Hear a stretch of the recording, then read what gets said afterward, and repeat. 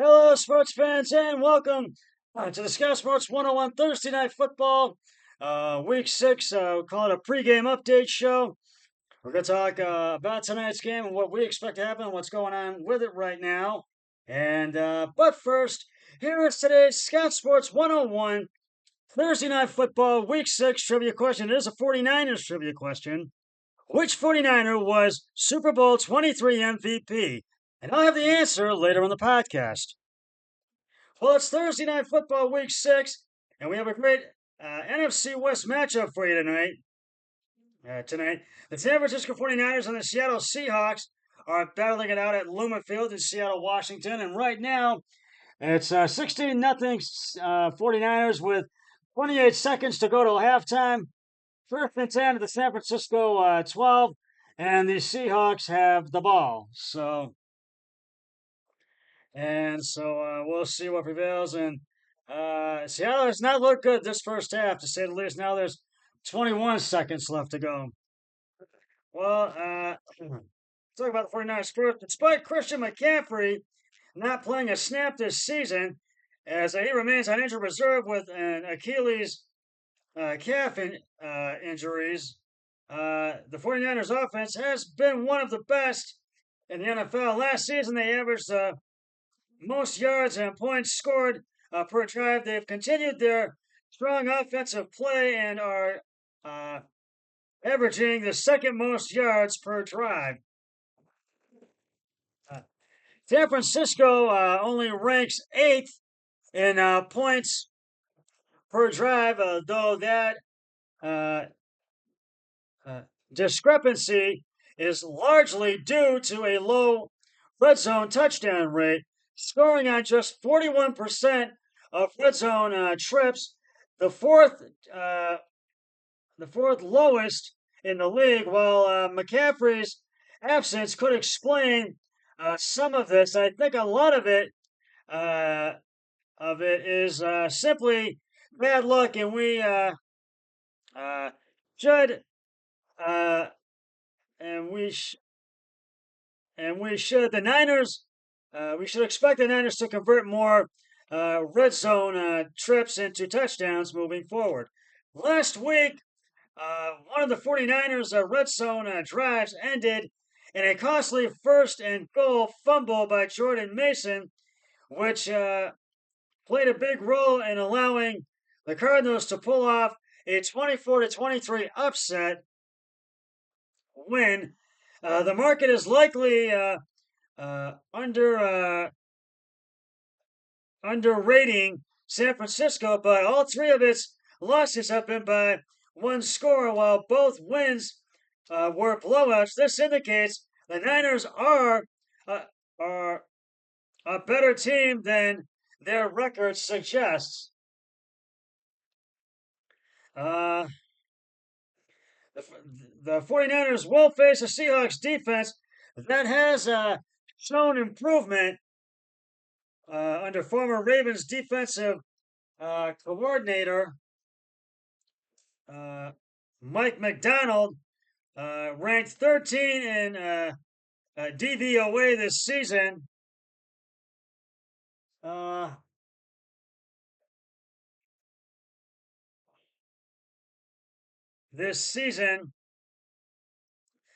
Compared to 28th last year. However, Seattle's defense has struggled recently, allowing 42 points to the Lions and 29 points to the New York last week to a New York Giants team that was without top wide receiver Malik Neighbors. It makes me question how good Seattle really is, considering its stronger performances have come against inexperienced quarterbacks like Bo Mix in his NFL debut, Jacoby Brissett, and the combination of Skylar Thompson and Tim Boyle. Huh. The 49ers offense is certainly on par with the Lions and should be able to move the ball and score against the Seahawks. Seattle is also dealing with key injuries and could be shorthanded on the short week. The Seahawks will be without edge rusher Yusina Newswu, uh, first round rookie uh, defensive tackle uh, Byron Murphy, and quarterback uh, Tarek Tarek Woolen. Uh, uh, those absences increase the 49ers' chances of breaking through in the red zone. Now, meanwhile, the Seahawks offense has been extremely pass heavy this season as their 7.7% PROE pass rate or over expected leads in the NFL. However, they'll be up against a stiff test in 49ers defense that ranks in pass DVOA. Uh, while the Seahawks have an elite running back in Kenneth Walker and arguably one of the best wide receiver trios in the league with DK Metcalf, Jackson Smith, uh, Najiba, and Tyler Lockett, there's a major mismatch on the offensive line that could cause serious problems and derail their offense at times on Thursday night, which is right now. And the Seahawks kicked a field goal. It's at halftime, 16-3 49ers at halftime. Uh, right tackle Stone Forsythe, who has been filling in for George Frant, injured is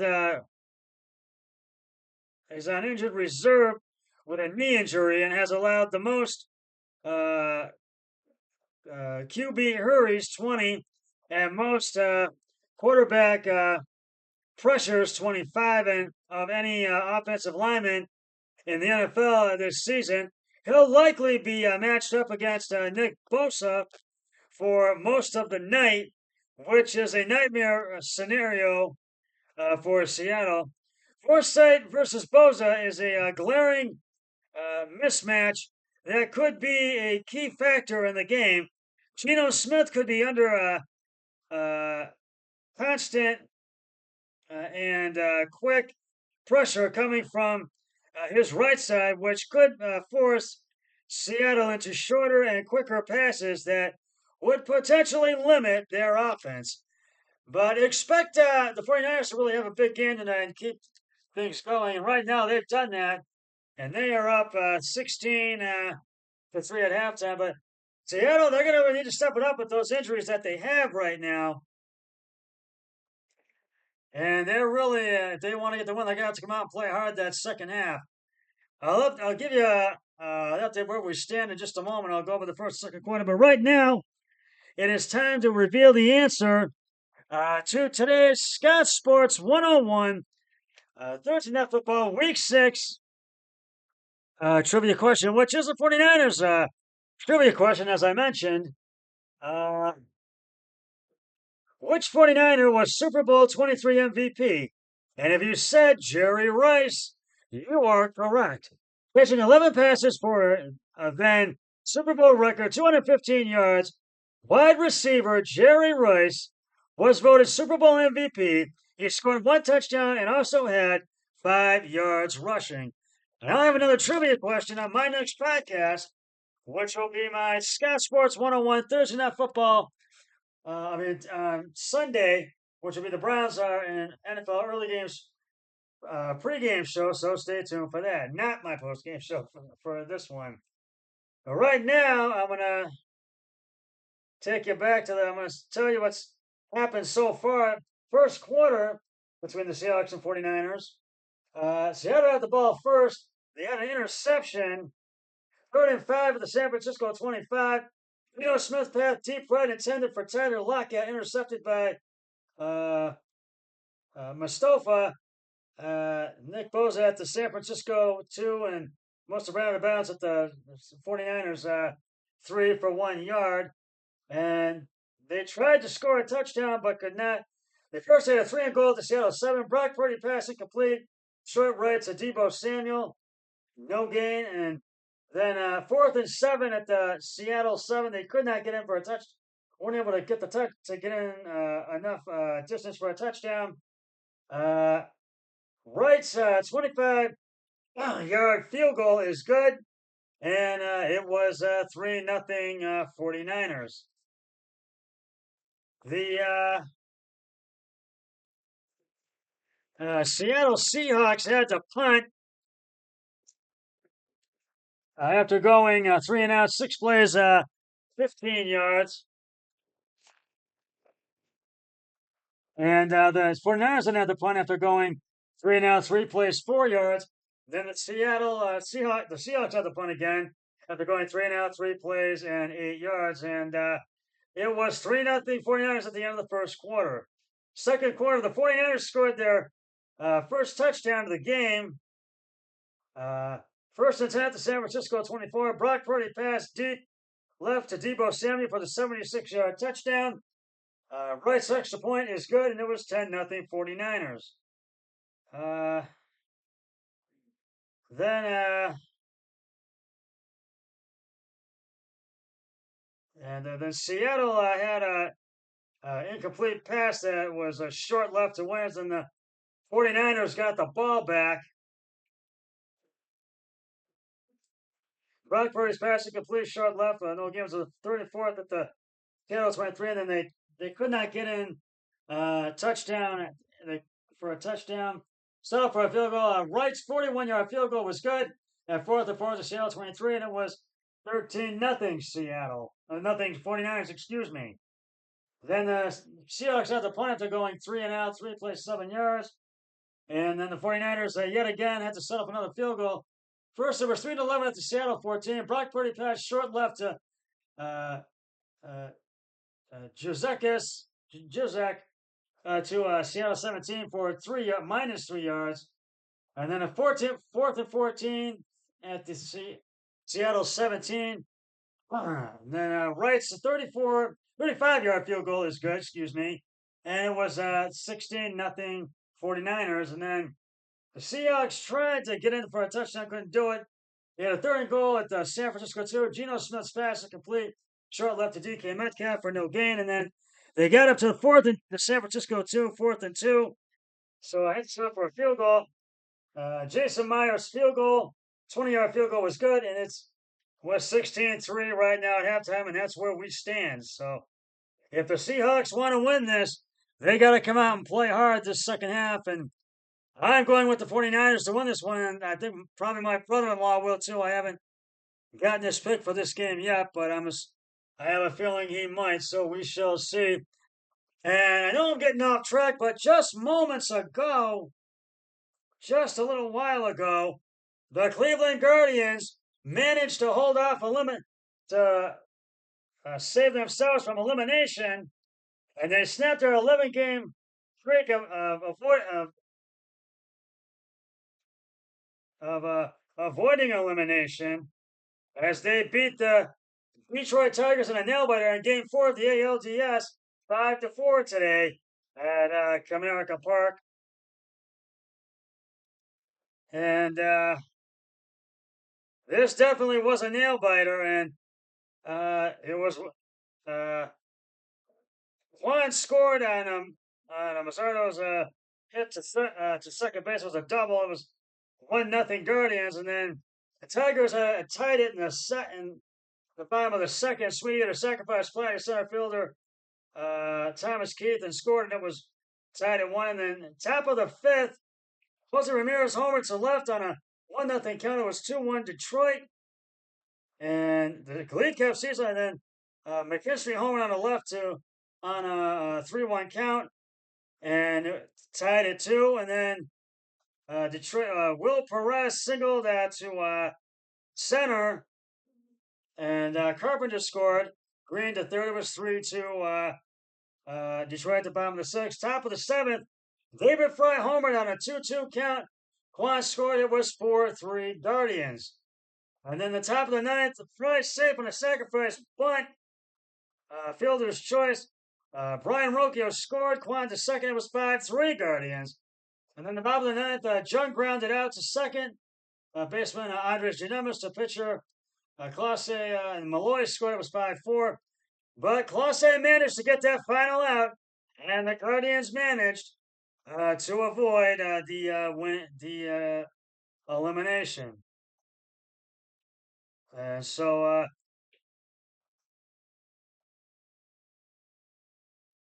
and I want to see, and I think Clase got the save, and I think the winning pitcher was, I don't know.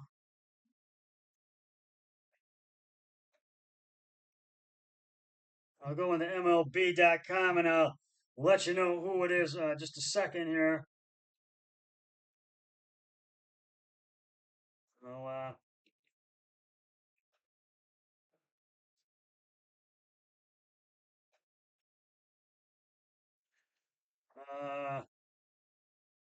hold on. But this was definitely a nail biter of a game, and they needed to get those bats going, and they did. So, and Hunter Gaddis was the winning pitcher. Clase got the save, and Bresky was the losing pitcher. He got the loss. He suffered the loss, and so they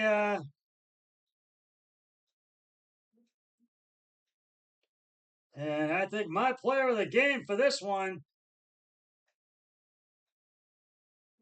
I'm going with that. So I was just going to say, David Fry is my player of the game for this one. So,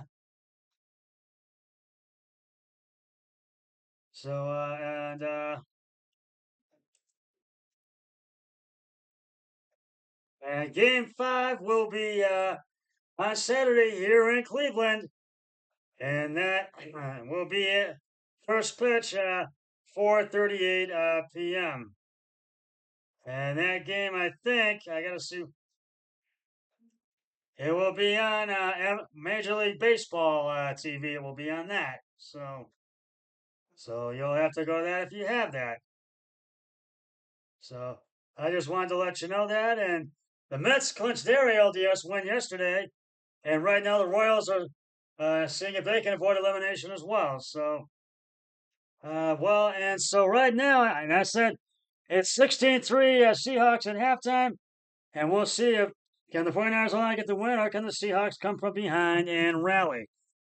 Well, that's just about going to wrap it up for the Scott Sports 101 Thursday Night Football uh, pregame update show. I'll be back with the Scott Sports 101 Thursday Night Football postgame show once the game between the 49ers and Seahawks has concluded.